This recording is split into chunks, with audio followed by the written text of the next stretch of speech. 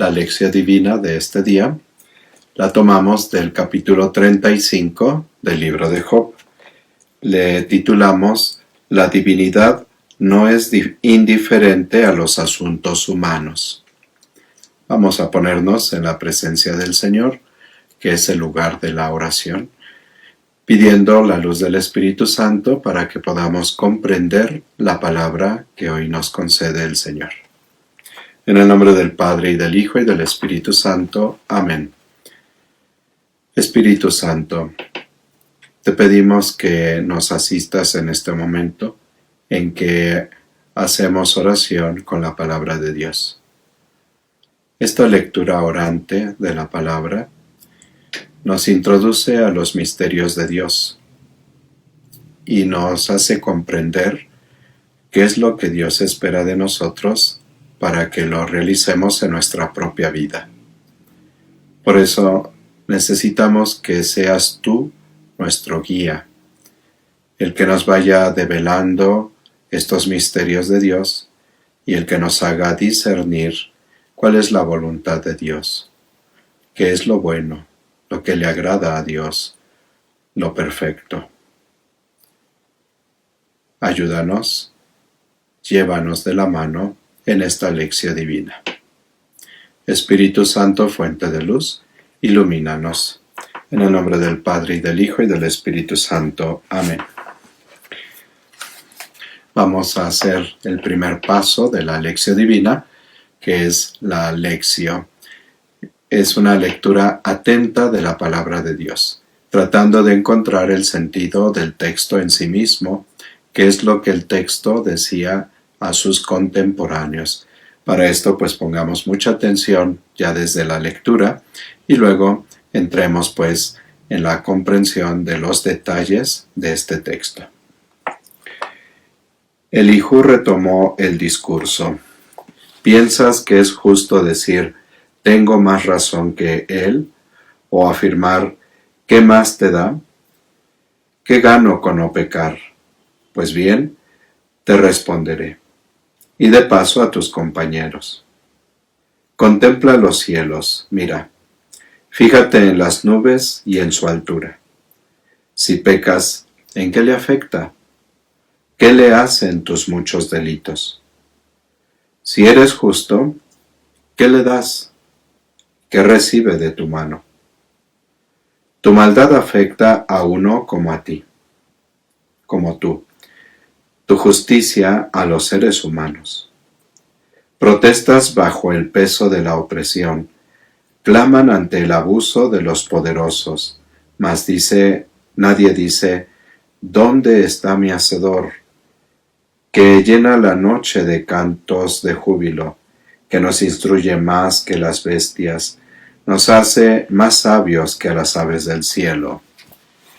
Entonces gritan, pero no responde, a causa de la arrogancia de los malvados. Él no escucha fantasías. Shaddai no presta atención, mucho menos cuando dices que no lo ves, que tiene pendiente una causa y le esperas. Pero ahora que su ira no castiga ni parece darse cuenta del delito, Job abre su boca y echa viento, multiplica palabras a lo tonto. Palabra de Dios. Como ocurría en el capítulo anterior, también en este encontramos el detalle redaccional. Elihu retomó el discurso en el versículo 1. Algún redactor ha querido confeccionar este nuevo discurso cuando en realidad el capítulo 36 podría ser continuación de 34-37.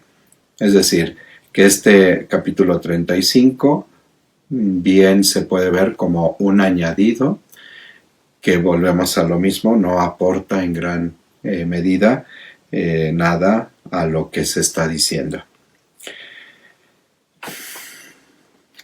En cualquier caso, en esta alocución aborda Elihu una temática teológica de alto riesgo. El carácter sublime de Eloah le pone al margen de las acciones humanas, sean honradas o delictivas. No se ve afectado por ellas.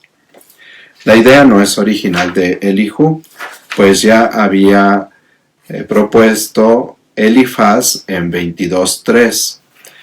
El riesgo radica en que si Eloah no se ve afectado por una acción delictiva, ¿por qué la castiga?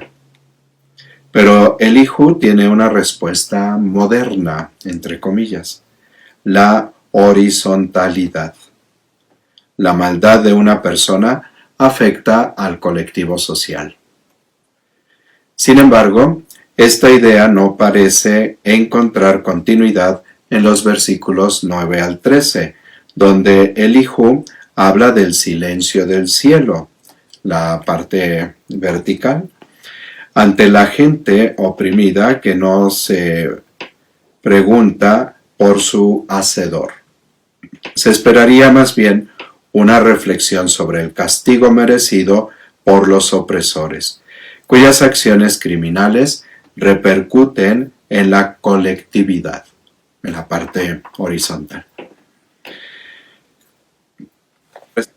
Como lo ha hecho en los dos discursos precedentes, en 33, 9 al 11 y 34, 5 al 6, Elihu cita aquí, en los versos 2 y 3, unas presuntas afirmaciones de Job para pasar a continuación a rebatirlas. Pone pues en labios de Job estas palabras: ¿piensas que es justo decir, tengo más razón que él, o afirmar, ¿qué más te da? ¿Qué gano con no pecar? O sea, estas preguntas las está poniendo Elihu en boca de Job. Y como ocurría también en las citas previas, la reproducción de las palabras de Job no es literal. El protagonista nunca ha dicho expressis verbis, es decir, palabras expresas de Job, que tiene más razón que él, que Dios. Se trata más bien de una deducción algo forzada que está haciendo el autor. Elihu. Sin embargo, distinto es el caso en lo referente al contenido del verso 3. ¿Qué más te da? ¿Qué gano con no pecar? Pues contamos con las palabras que Job ha dicho en 7:20, que son como el reverso de la medalla. Dice en 7:20, si he pecado, ¿en qué te afecta, centinela de los hombres? El vigía cósmico otea todas las actividades humanas sobre la tierra, pero su carácter sublime le pone al margen tanto de las debilidades como de las virtudes humanas. Y en buena lógica, si el pecado no afecta a Eloah, tampoco le afectará la honradez humana.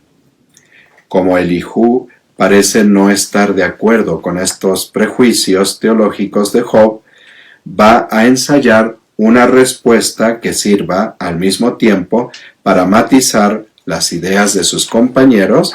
Lo dice en el verso 4, pues bien, te responderé y de paso a tus compañeros, que parecen haber arrojado la toalla en su combate dialéctico con Job. Elihu quiere sacar a Job de su ensimismamiento, de su pretensión de ser el centro del cosmos, y le invita a alzar la mirada al cielo. Dice en el verso 5, contempla los cielos, mira, fíjate en las nubes y en su altura. Son tres verbos, contempla, mira, fíjate, que invitan al hombre a una actividad ajena, probablemente a su agenda, y es la contemplación. Pero se trata de un simple anticipo de 36:22 a 37:24, donde Elijú desarrollará esta idea.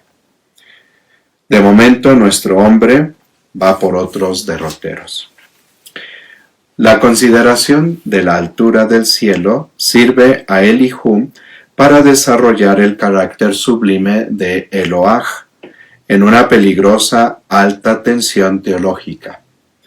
La naturaleza de la divinidad le pone a resguardo de las actividades humanas, bien sean perniciosas u honradas. Ni el pecado ni la virtud pueden afectarle. Lo dice en el verso 6 y 7. Si pecas, ¿en qué le afecta? ¿Qué le hacen tus muchos delitos? Si eres justo, ¿qué le das? ¿Qué recibe de tu mano?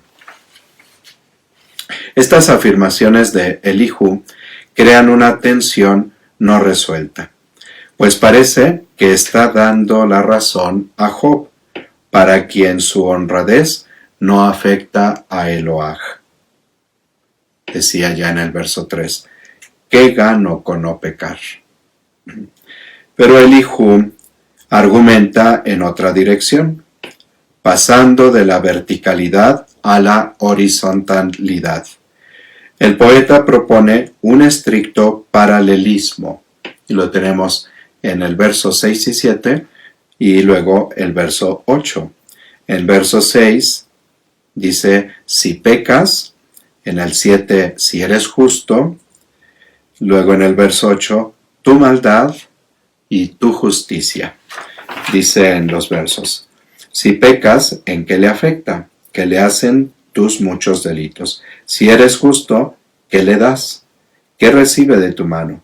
Tu maldad afecta a uno como tú, tu justicia a los seres humanos. Entonces, tenemos este paralelismo, si pecas con tu maldad, del verso 6 y el verso 8. Y luego, si eres justo, del verso 7, en paralelismo con tu justicia, del verso 8.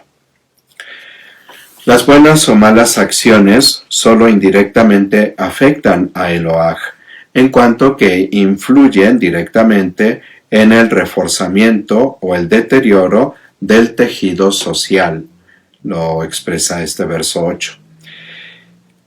Y constaba como doctrina segura en Israel que Yahvé era el defensor de los afligidos y oprimidos. A partir de aquí, Elijú hace una nueva aplicación de ese principio, pero con un raro sesgo que sorprende y deja perplejo al lector. Lo tenemos en el verso 9. Protestan bajo el peso de la opresión, claman ante el abuso de los poderosos. Dadas las resonancias exódicas del verso 9, en el Éxodo dice Dios a Moisés, he oído la súplica de mi pueblo, he escuchado su clamor, me ha conmovido sus gritos. Cabría esperar que el poeta hablase del rescate de los oprimidos, de su liberación de las garras de los poderosos depredadores. Ya hemos dicho que la horizontalidad de las actividades humanas no se ahoga en sí misma, sino que repercute indirectamente en la divinidad. O sea, no le afecta a su ser de Dios, sino que repercute en su modo de conducir al hombre, ¿no? De cómo va guiando la historia de la humanidad. Pero Elijú va por otros derroteros, adelantándose a una posible objeción de Job, que sería esta: si el Dios hebreo es el libertador de los afligidos, ¿por qué hace caso omiso de mis quejas? y Elijú va a mencionar la excepción, no la regla.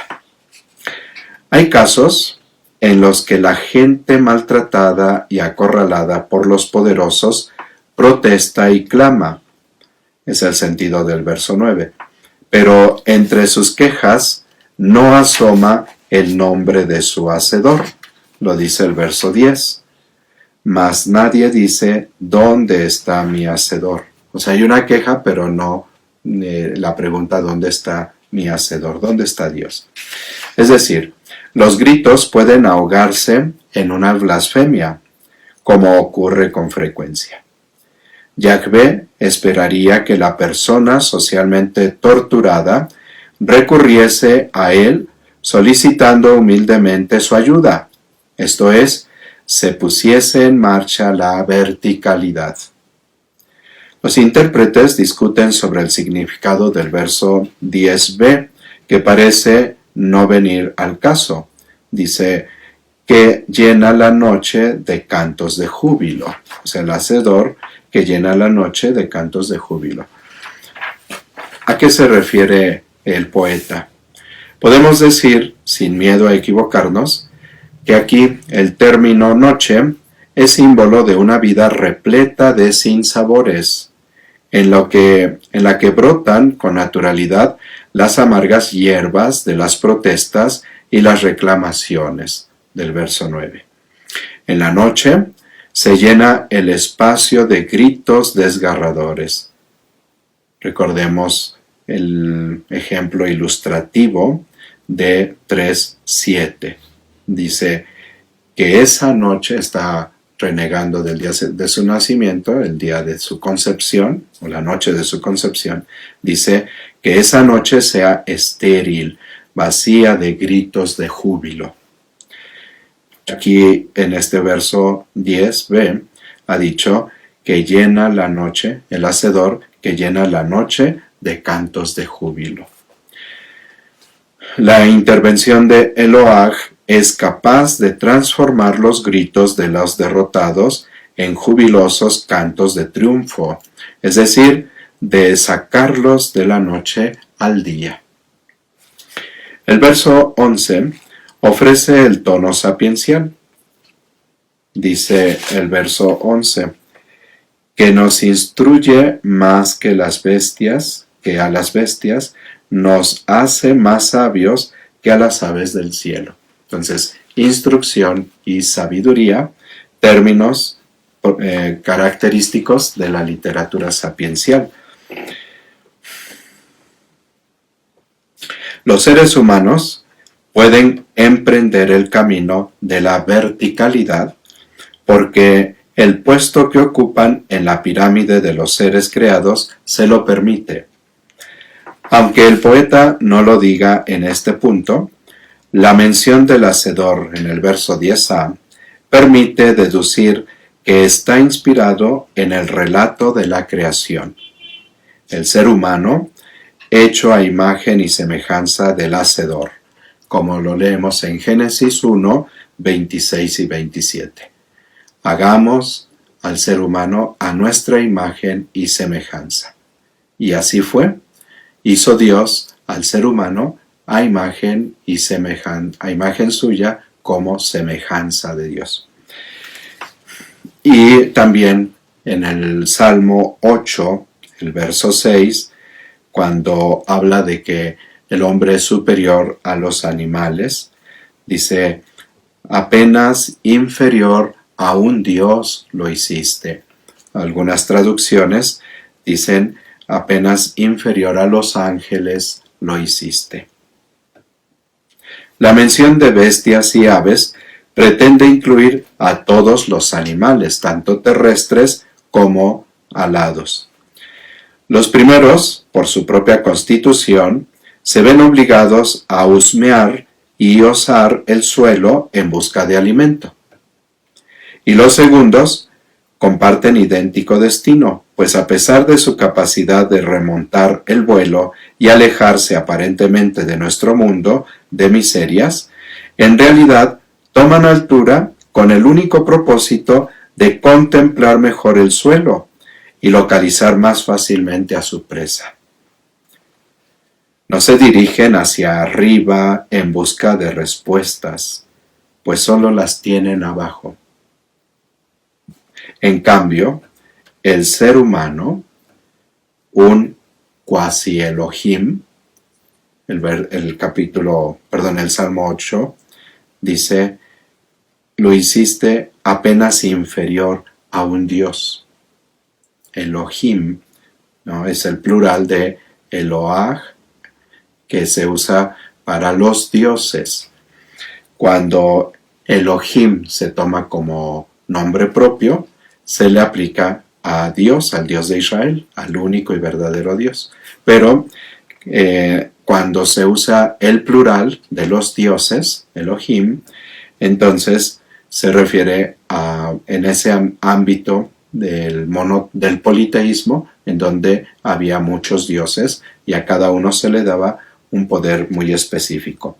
Entonces, como que en esa asamblea de los dioses, al hombre lo ha creado un poco inferior, pero muy superior a los animales. Entonces, esta superioridad le hace capaz de la verticalidad, de ir en busca de respuestas y de ayuda, pues no solo ocupa un lugar en el espacio social y cósmico, sino que lo interpreta. O sea, ve la realidad, pero para interpretarla, para descubrir qué es lo que Dios quiere de esa realidad. Con esta mirada sapiencial, viene a decir el poeta que en ocasiones la inteligencia y la libertad pueden desorientar a las personas e incluso hacerlas rebeldes. Y no es el caso de las bestias y las aves, incapaces de transgredir, de traspasar la línea que les ha establecido su Hacedor. Aunque más inteligentes que los animales, los humanos desvariamos en ocasiones, y hasta los mismos brutos podrían enseñarnos. O sea, los animales irracionales en algún momento nos podrían enseñar. Luego, en el versículo 12, tenemos, entonces gritan, pero no responde, a causa de la arrogancia de los malvados. El grito puede no ir teñido de plegaria, lo cual implica maldad y arrogancia, lo dice el verso 12b. Actitudes falsas, idolátricas o criminales. En tal caso, Eloah no escucha ni responde. Y así lo leemos en el primer libro de Samuel 8:18, Jeremías 11:11 al 12, Ezequiel 9:8 al 10, Oseas 7:14, Miqueas 3:4. Ojalá ustedes puedan leer estos versículos y dan este sentido de que el hombre grita, pero no como súplica o no como oración a Dios, sino simplemente como un grito. Y entonces, volviéndose casi una blasfemia contra Dios, por eso Dios no responde.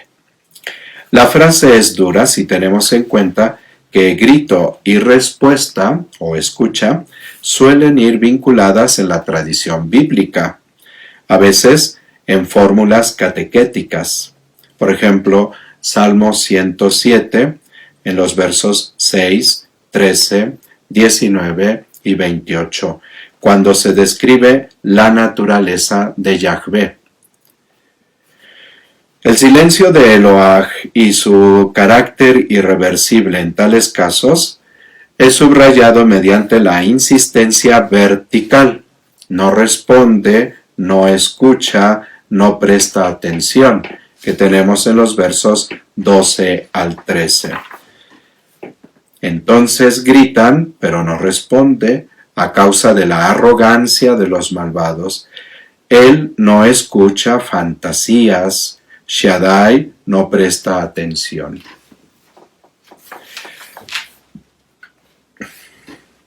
En el caso de Job, la cuestión se agrava. Dice el verso 14a, mucho menos cuando dices que lo ves, que no le ves. Entonces, no responde, más cuando Job dice que no le ve, menos le va a responder Dios.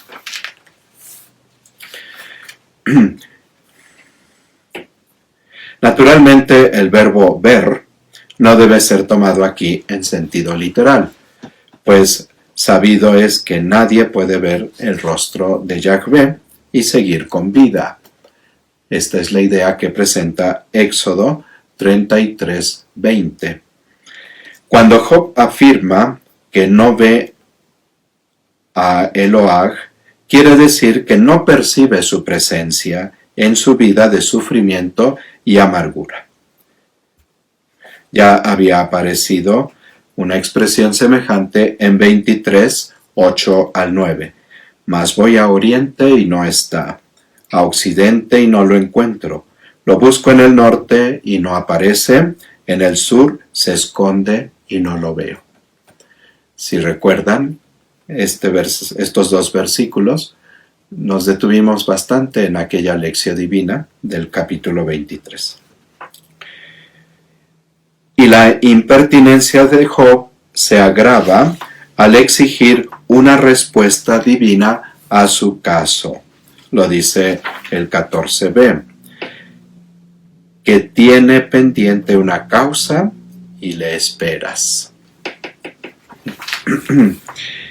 El silencio de Elohag, que se manifiesta en su ausencia de castigo, como lo dice el verso 15a, pero ahora que su ira no castiga, o sea, cuando Dios, en la mentalidad del Antiguo Testamento, manda un castigo, pues ya es una respuesta, ¿no? Aunque se le esté suplicando y viene el castigo, pero ya hay una respuesta. Pero aquí lo que más confunde y lo que más como hace difícil la situación de Job es el silencio de Dios. Esto podría dar pie a pensar que no es consciente del delito que implican las exigencias de Job. Por ejemplo, o así lo leemos en 15b. Ni parece darse cuenta del delito. O sea, dice el verso 15 completo. Pero ahora que su ira no castiga, ni parece darse cuenta del delito. El protagonista se envalentona multiplicando sus andanadas de improperios inconsistentes, que el poeta califica de viento y tonterías. Verso 16. Job abre su boca y echa viento, multiplica palabras a lo tonto. Si nos atenemos a las exigencias de las formas literarias, hemos de decir que el capítulo 35 parece estar incompleto. Esperaríamos unas palabras de Elihu condenando sin paliativos la actitud desairada de Job e invitándole a la conversión. Y ese supuesto carácter incompleto sería avalado por las reducidas dimensiones del capítulo, ¿no? Apenas 16 versículos, mientras que otros han tenido 20, 30 versículos, 40 versículos, y este muy breve. Vamos ahora a pasar a la meditación. ¿Qué nos dice este texto? Leo una vez más el texto y hago algunas consideraciones para nuestra meditación, que es lo que ahora nos dice a nosotros el texto que estamos leyendo. Elihu retomó el discurso. ¿Piensas que es justo decir, ¿tengo más razón que él? O afirmar, ¿qué más te da? ¿Qué gano con no pecar? Pues bien, te responderé y de paso a tus compañeros. Contempla los cielos, mira, fíjate en las nubes y en su altura. Si pecas, ¿en qué le afecta? ¿Qué le hacen tus muchos delitos? Si eres justo, ¿qué le das? ¿Qué recibe de tu mano? Tu maldad afecta a uno como tú, tu justicia a los seres humanos. Protestan bajo el peso de la opresión, claman ante el abuso de los poderosos, mas nadie dice, ¿dónde está mi Hacedor, que llena la noche de cantos de júbilo, que nos instruye más que a las bestias, nos hace más sabios que a las aves del cielo? Entonces gritan, pero no responde, a causa de la arrogancia de los malvados. Él no escucha fantasías, Shaddai no presta atención, mucho menos cuando dices que no le ves, que tiene pendiente una causa y le esperas. Pero ahora que su ira no castiga ni parece darse cuenta del delito, Job abre su boca y echa viento, multiplica palabras a lo tonto. ¿Qué nos dice este texto a nosotros ahora? Quiero detenerme en este aspecto que nos presenta el texto de la verticalidad y la horizontalidad. La verticalidad, nuestra capacidad de levantar nuestra mirada hacia Dios, pero para tratar de entender la realidad que estamos viviendo. Job, sumido en su sufrimiento, pues no está siendo capaz de levantar la mirada. Y cuando habla acerca de Dios, o cuando se refiere al actuar de Dios, no lo hace desde una mirada contemplativa, sino más bien una mirada clavada en su realidad, en sus sufrimientos. Podríamos nosotros preguntarnos hoy si cuando he clamado a Dios ha sido un clamor que sabe confiar en la providencia de Dios, en el amor de Dios, o ha sido un clamor, un grito, pero que porque estoy clavado en mi realidad, ese grito no se vuelve oración a Dios, sino simplemente grito por gritar. Y entonces se pierde todo sentido de nuestra trascendencia. Cuando pensamos que la realidad que estamos viviendo nos ha envuelto y nos tiene allí sometidos, y nos olvidamos de nuestra trascendencia, de que somos el ser creado para la eternidad, cuando nos quedamos en la mentalidad, lo dice un filósofo, el hombre es un ser para la muerte. Cuando pensamos que así es, entonces no estamos viviendo nuestra verticalidad. Sería bueno que hoy analicemos qué tanto estoy viviendo mi dimensión vertical, o sea, mi relación con Dios, cómo la estoy viviendo. Es una relación que me lleva a partir de lo que estoy viviendo, a mirar a Dios, incluso suplicarle, pero para que contemple a Dios y pueda volver sobre mi realidad e irla transformando según el proyecto de Dios, o simplemente me estoy quedando en una mirada inmanentista, pierdo la trascendencia y entonces pues me dejo envolver solo por los problemas, por la situación que estoy viviendo y no encuentro ninguna salida.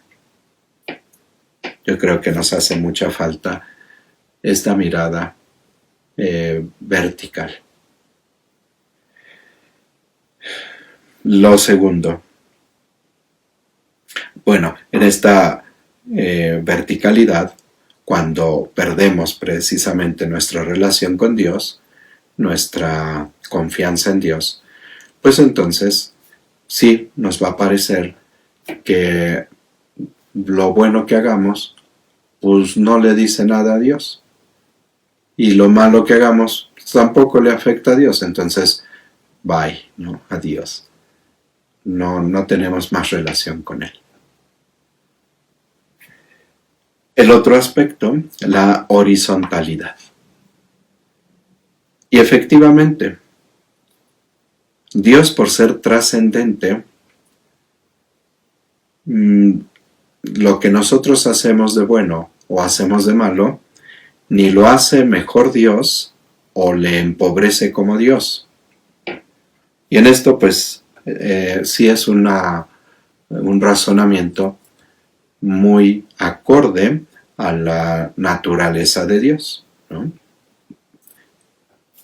Job, pues durante su vida habrá bendecido a Dios, lo llegó a maldecir, pero Dios sigue siendo el mismo en el momento de Job que ahora en nuestro tiempo. Hoy estamos aquí en esta lección divina, pero 100 años atrás no estábamos nosotros. Unos 100 años adelante no estaremos nosotros. Y entonces a Dios ni le aumentamos ni le quitamos. En ese aspecto sí es importante que veamos esta trascendencia de Dios, ¿no? Sin embargo, Dios ha querido estar al tanto de la humanidad y por eso ha dado la conciencia moral a la humanidad, a cada persona, para actuar conforme al bien. Y está inscrito en nuestra conciencia el principio fundamental de la moralidad. Haz el bien y evita el mal. Y esto no porque haciendo el bien hagamos más grande a Dios o haciendo mal hagamos más pequeño a Dios. Sí tiene que ver esta bondad o malicia en el tejido social, en la horizontalidad de nuestras relaciones. El bien que yo hago no solamente me va a hacer bien, me va a dar satisfacción, me va a dejar tranquilidad, va a ser para la gloria de Dios, sino que también es un bien que estoy haciendo a los demás. Cómo el mal que hago afecta a los demás. Yo no puedo decir, pues, a mí déjenme. O sea, yo quiero estar así, yo quiero hacer estas cosas malas, déjenme. ¿En qué les afecto? Sí nos afecta. A todos nos afecta.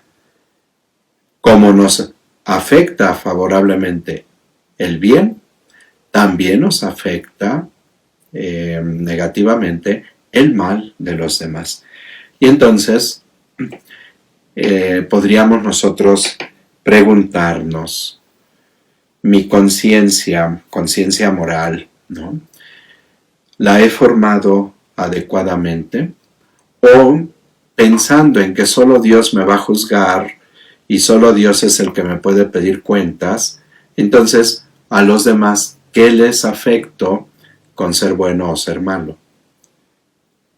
Una recta conciencia, y es a la que estamos llamados todas las personas, pero de una manera muy especial nosotros como bautizados, una recta conciencia nos llevará precisamente a saber orientar nuestra vida en el principio moral. Haz el bien, evita el mal. Y de ahí se desprenden todos los demás principios morales. no robarás, no matarás, honra a tu padre y a tu madre, etc.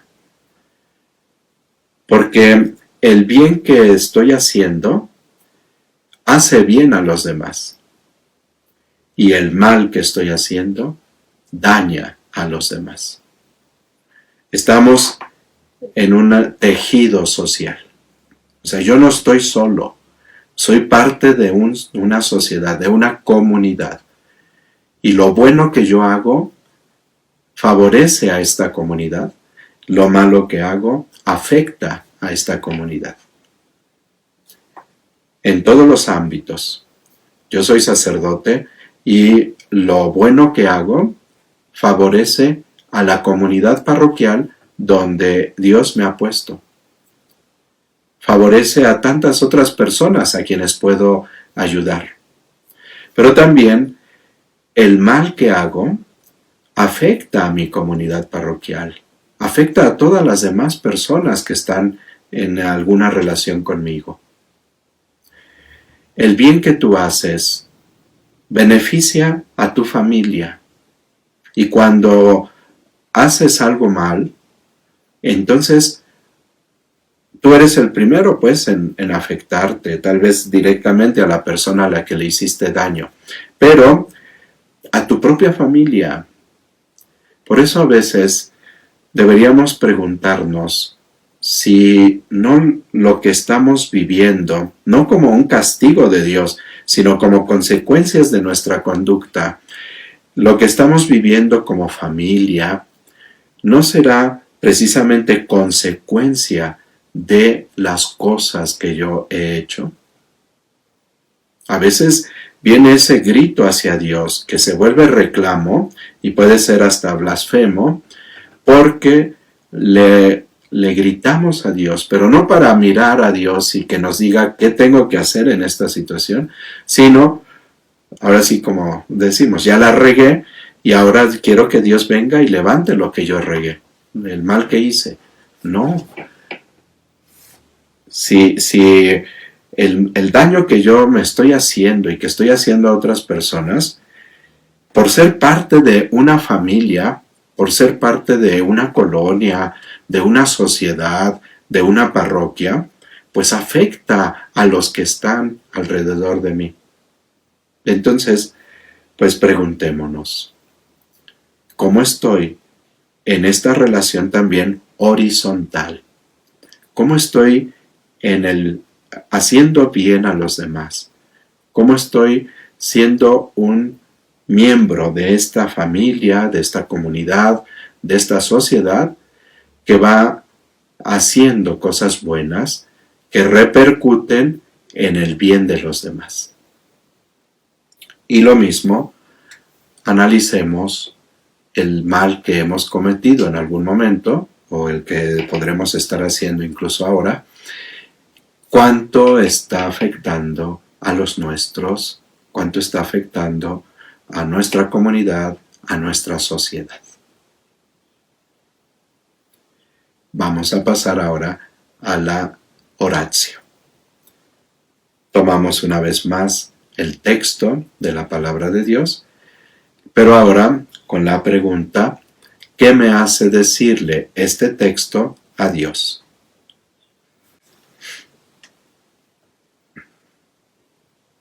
Padre, muchas veces hemos abierto la boca y echado viento. Hemos multiplicado palabras a lo tonto.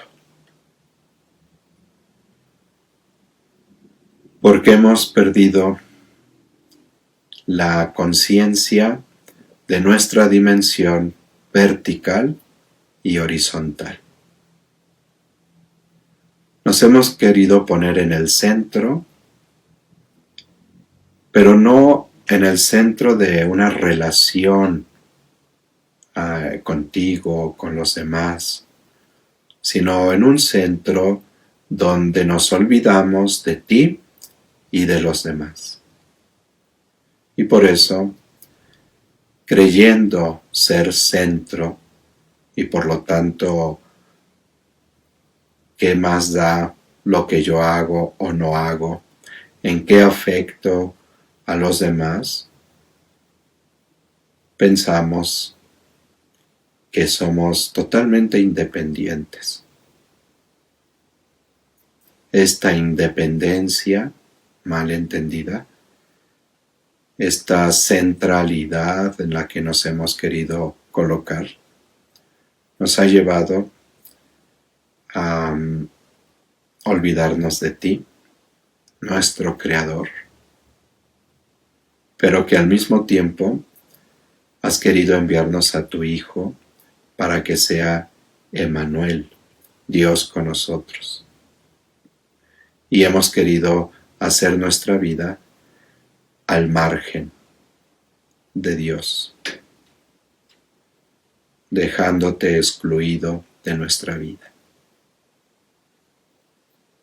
Perdónanos, Señor, por excluirte, por pensar y pretender que somos soberanos y que sin ti podemos hacer todo lo que se nos antoje. Perdónanos, Señor, pero no nos dejes. Tú sabes que si tú no estás con nosotros, peor van las cosas. Aunque nosotros te demos la espalda, tú no nos des la espalda, Padre bueno. Necesitamos de ti. Acompáñanos en todo momento. Aunque seamos rebeldes, y aunque en muchos momentos nuestro clamor sea para blasfemar, pero en el fondo, tú sabes, somos tus hijos. Necesitamos de ti. No nos abandones. También perdónanos porque hemos pretendido hacer nuestra vida al margen de los demás. En algunos momentos sabemos que necesitamos de los demás, pero los utilizamos. Y en otros momentos los ignoramos. Perdónanos. Ayúdanos a restablecer una sana fraternidad que nos lleve a estar preocupados unos por otros, ayudarnos unos a otros. Ayúdanos a que nos esforcemos por hacer mejor las cosas, no solo para bien nuestro, para nuestra propia satisfacción, para llegar a tu presencia, sino también para hacer el bien a nuestros hermanos. Que seamos muy conscientes de ello. Si yo hago bien las cosas, le estoy haciendo mucho bien a tantas otras personas. Que este sea nuestro empeño, Padre. Ayúdanos.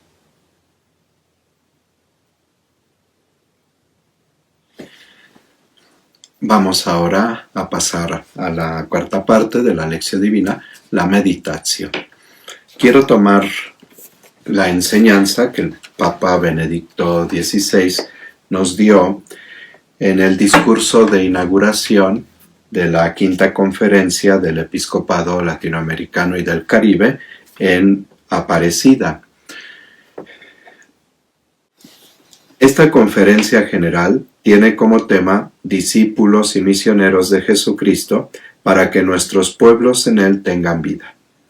La Iglesia tiene la gran tarea de custodiar y alimentar la fe del pueblo de Dios y recordar también a los fieles de este continente que, en virtud de su bautismo, están llamados a ser discípulos y misioneros de Jesucristo. Esto conlleva seguirlo, vivir en intimidad con Él, imitar su ejemplo y dar testimonio. Todo bautizado recibe de Cristo, como los apóstoles, el mandato de la misión: id por todo el mundo y proclamad la buena nueva a toda la creación. El que crea y sea bautizado se salvará, pues ser discípulos y misioneros de Jesucristo y buscar la vida en Él supone estar profundamente enraizados en Él. ¿Qué nos dice, qué nos da Cristo realmente?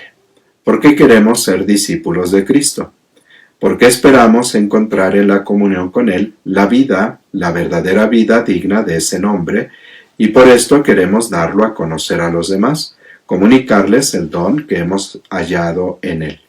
Pero esto es así. ¿Estamos realmente convencidos de que Cristo es el camino, la verdad y la vida? Ante la prioridad de la fe en Cristo y de la vida en Él, formulada en el título de esta quinta conferencia, podría surgir también otra cuestión.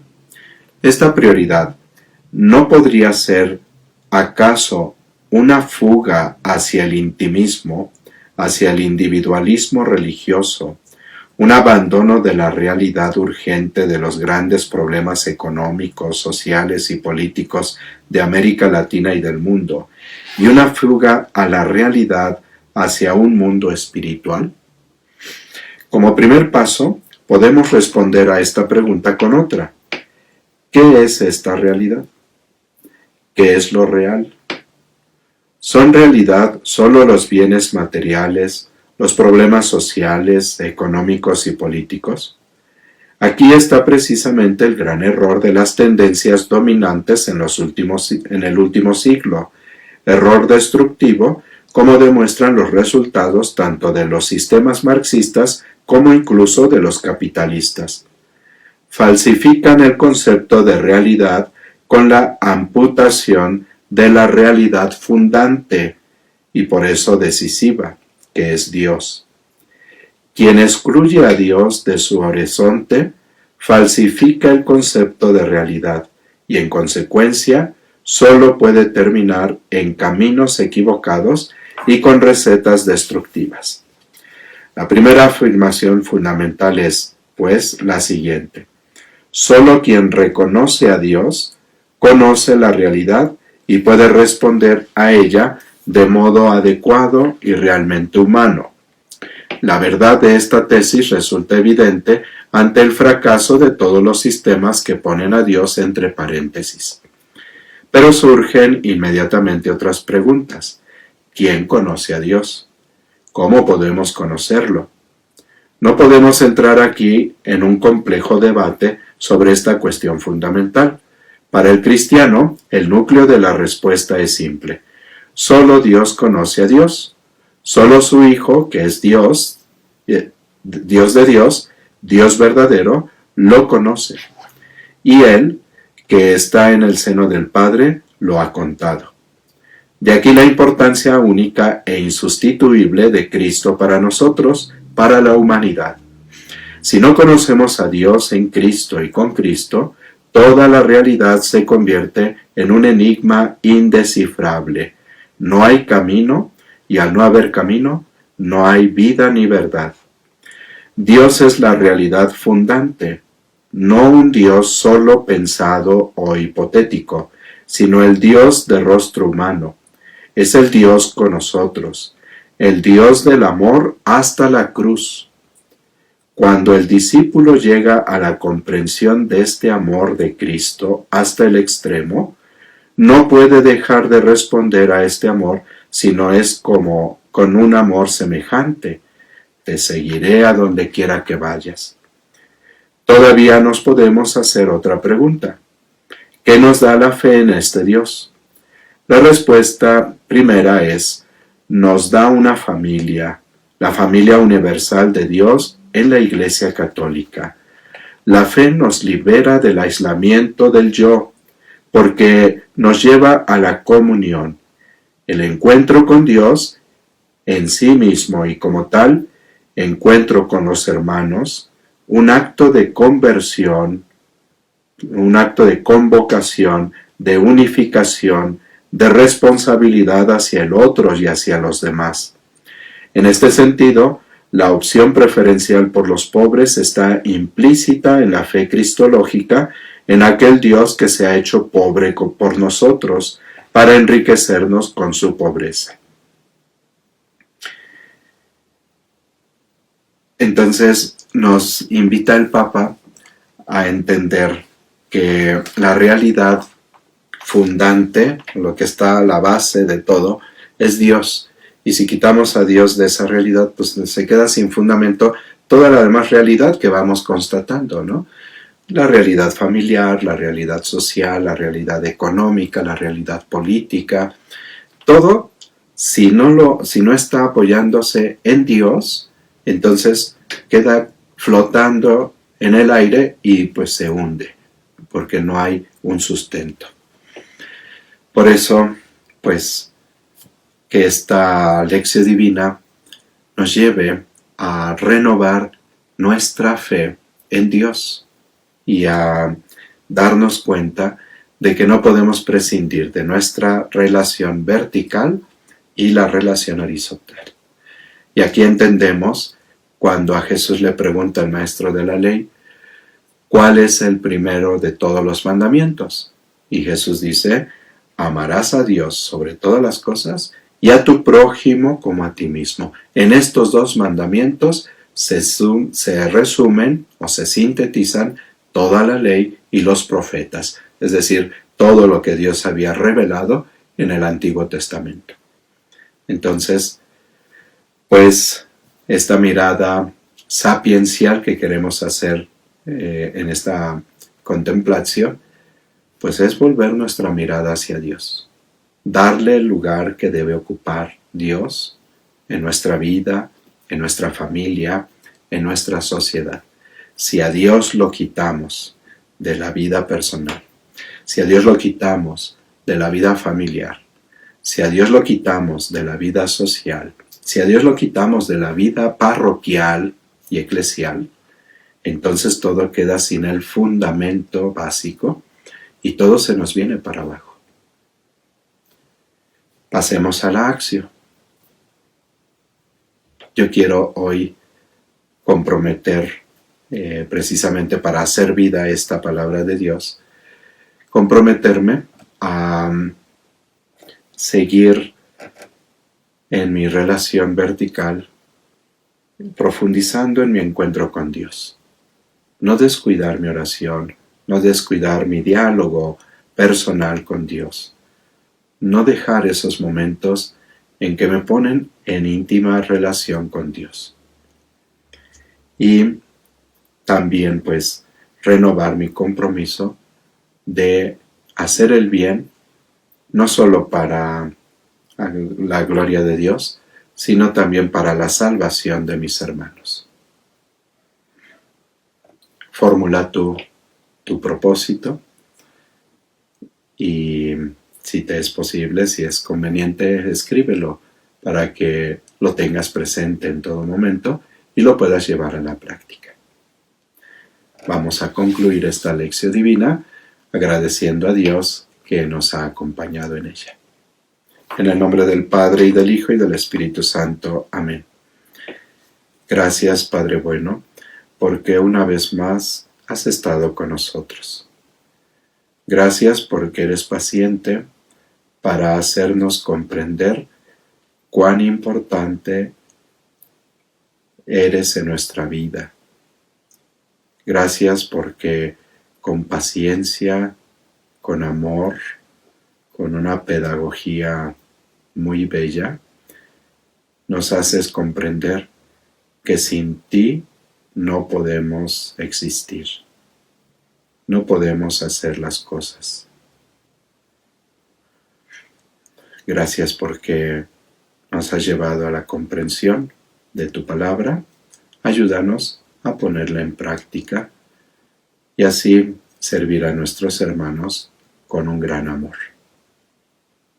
Te lo pedimos, Padre, a ti que vives y reinas por los siglos de los siglos. Amén. En el nombre del Padre, y del Hijo, y del Espíritu Santo. Amén. Pues nos vemos en la próxima lección divina. Dios está con nosotros, Dios camina con nosotros, Él no nos abandona, no lo olvidemos nunca.